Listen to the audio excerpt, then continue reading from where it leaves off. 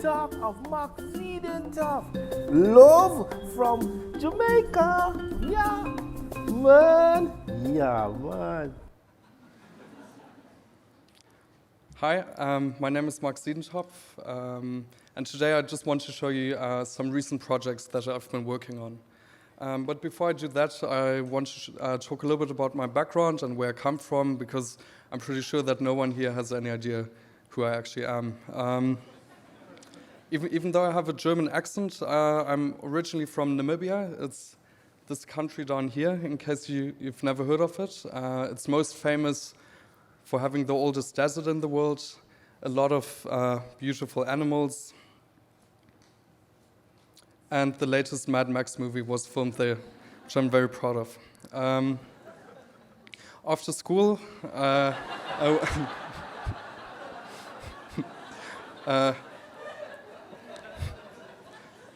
went on to study in Berlin, and since 2013, I work at the communications agency called Kessels Kramer. Kessels Kramer was founded by Eric Kessels and Johann Kramer, who you can see here. And since this year, I'm one of the creative partners of the agency. That's me in the middle. I started we have 3 different agencies. The first one that I started working at was in LA, in the beautiful Chinatown. And from there on, I moved to Amsterdam to work at our first office, which is based in an old church. It used to look like this, and looks a little bit like this now. And since last year, I moved to London to work at our third office. Some of you might know it. It used to be based at Hoxton Square, and we also had a gallery. But we recently moved to London Fields, mainly because it's a lot nicer to barbecue over there. At Kessels Kramer, we like to do a lot of different things. For example, we make advertising. This is an old ad we made for diesel, which pretty much shows you how you can live forever by drinking pee. We do a lot of branding and identities. For example, this was for the city of Amsterdam.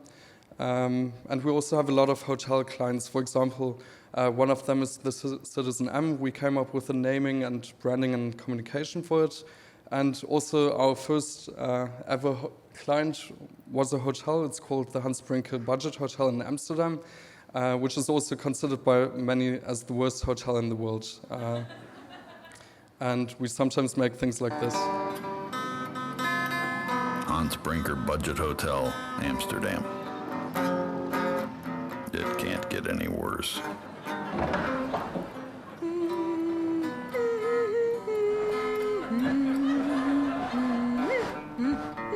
But we'll do our best.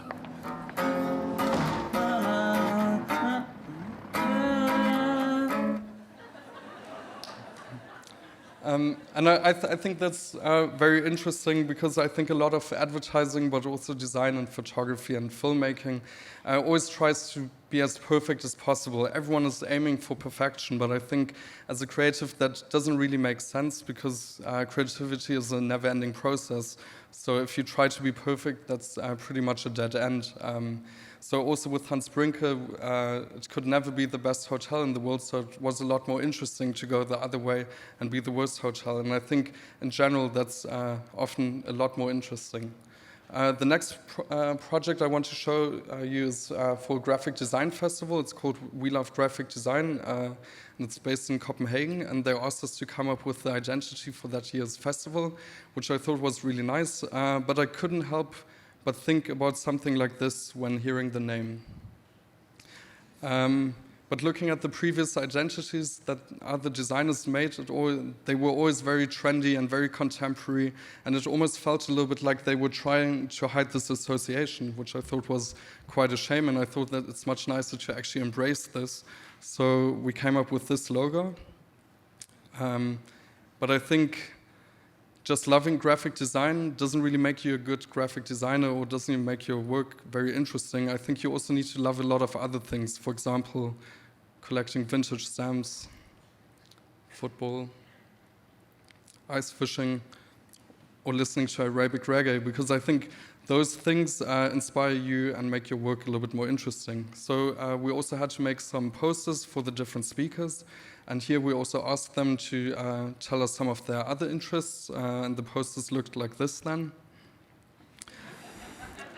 So Elliot J. Stocks really loves graphic design, but also cats and latte art.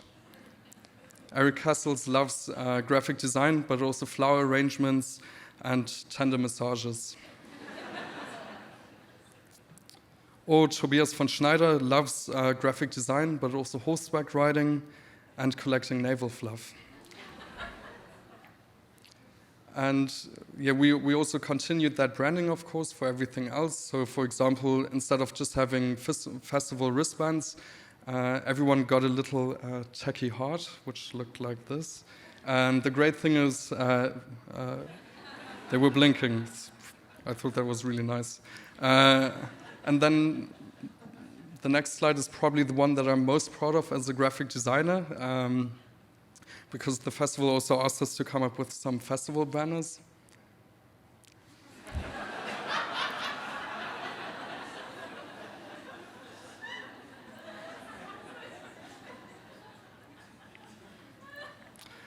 So yeah, in general, I think this is really important that don't over-obsess about what you do. I think it's good to also just do a lot of other things because they will always inspire you to make more interesting work. And I think at Kramer we also take this really serious because next to working in advertising and design, we direct documentaries and music videos, children's TV shows, we make products, we make exhibitions, and we publish our own books. And I think in general, that's really the beauty of the time we live in, because back in the day, as a designer, you could only design. As a photographer, you were a photographer. But through the internet and new technology, all these borders are gone, and you can basically make whatever you want as long as you have a nice idea. So next to Kramer, I also like to do a lot of other things, and I want to show you some of those projects. For example, sometimes I also work as a family photographer. Where I make things like this. The series is called Horribly Happy Holidays, and it basically just takes stereotypical family photos and reenacts them. I also work as a fruit sculptor sometimes, so I just combined the two. Sometimes I also work as a music video director. This is a new video I'm making together with the amazing production company Riff Raff for a Dutch band called Delict. Yeah, it's pretty mesmerizing to look at. I can keep it on for a few more seconds.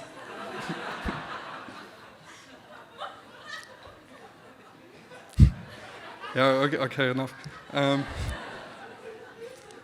And yeah, sometimes I just really like to help strangers with what I do.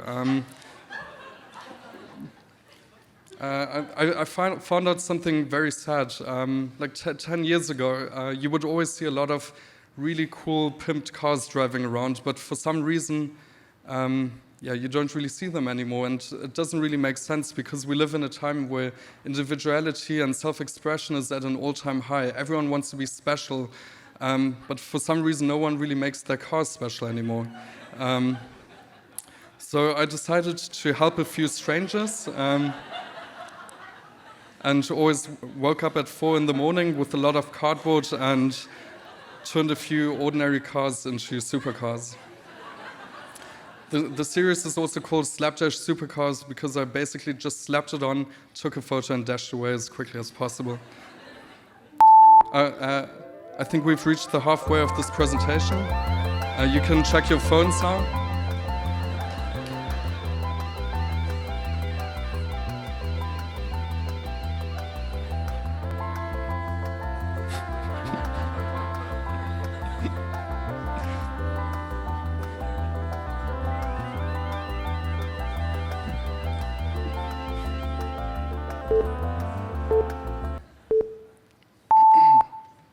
Welcome back.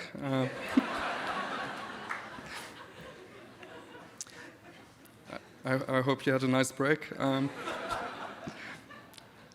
So getting back to what I said before, I think it's really nice if you can use what you do to help others. And and sometimes also try to save the planet at least once a week. May it be through recycling or actually using what you do to improve your surroundings. My attempt at that was a set of instructions called Instructions for World Peace, and it was basically inspired by tutorials and online DIY instructions to achieve world peace. World peace might seem very ambitious and really big, but I think that's actually also something it's really easy to achieve, because I think it's something very personal, and if everyone just changes a little bit their behavior, we would have world peace in no time. For example, if everyone would just stay in bed and sleep all day, we wouldn't have any wars, crime rates would also lower significantly, and we would have world peace. I think this one is also very important. Refrain from reading the news. Practice every religion at once.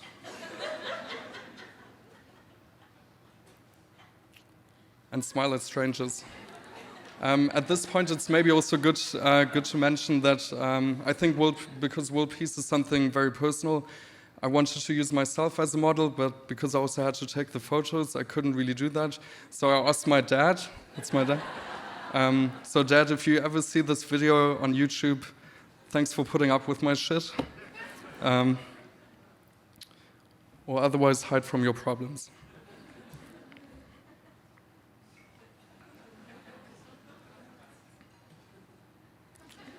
And then I think the only thing you can do is wait. Eventually we will have world peace. Next to photographing and directing, I also really like making photo books. And one of the latest ones I've made is a sticker book that I made in collaboration with the German sticker book publisher Klebstoff magazine. And they usually just make illustration books, and they asked me to make a photo edition, which I thought was really great, because I don't think there's a lot that's better than a sticker.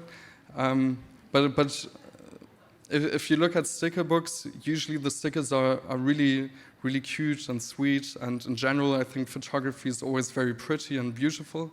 And I think we're surrounded by so much beauty that we can't even take it in anymore. We're almost a little bit numb towards all of this amazing beauty. So as a theme, I came up with the name AVERSIVE ADHESIVES, and it's basically, it goes the other direction, and it really shows images that are aversive, that are disgusting and where you want to look away, but because of their aversive nature, they become adhesive, and they really get stuck with you. And it's also just a bad word joke on stickers. And for this, I worked with 12 really great photographers, and I think it's really interesting to also see how every one of them approaches the subject.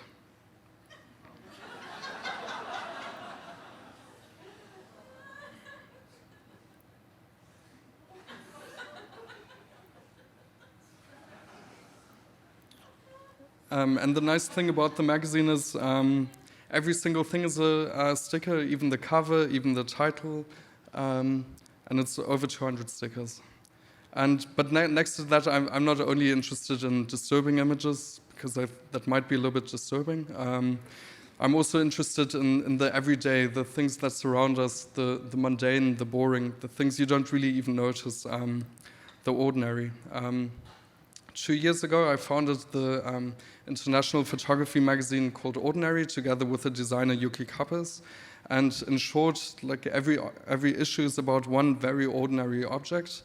The first one was about plastic cutlery, which you also get as an extra on the cover of the magazine, because I thought as a kid it was really great that you always get a free toy. So I really wanted my magazine also to have something that you get for free.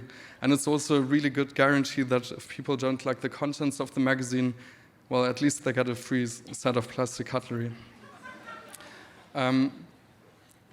This ordinary object was then sent to 20 different photographers around the world to make it extraordinary. And yeah, these are just some of them. The second one was about a sponge. And I think it's really great to see, because these are all objects that you use every single day, and you really don't even notice them, but these artists really achieved or really try to push the boundaries as much as possible, and you see them in completely new ways. The second one was third one a cotton bud.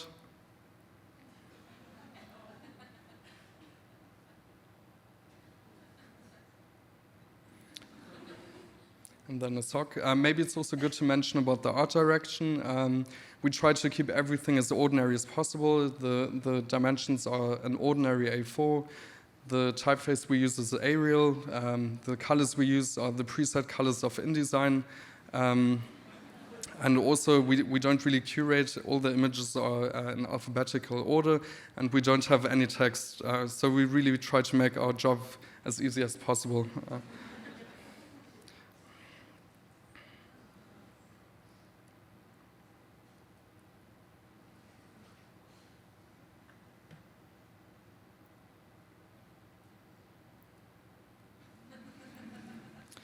And this is the latest one, which launched 2 weeks ago, which we did in collaboration with Nike Italy for the Air Max Day. So we, of course, needed something that fits the day, and we decided to go for one of the most ordinary things, air. So, and the great thing about this is you also, of course, get some free air on the cover. And I think this was also a really interesting issue because we basically asked people to visualize something that's usually invisible. And I think the results are really interesting.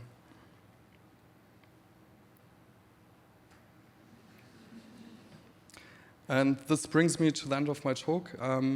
Yeah, the issue launched 2 weeks ago, but it's almost completely sold out. I have a few copies here in case you want to have a look or also buy one.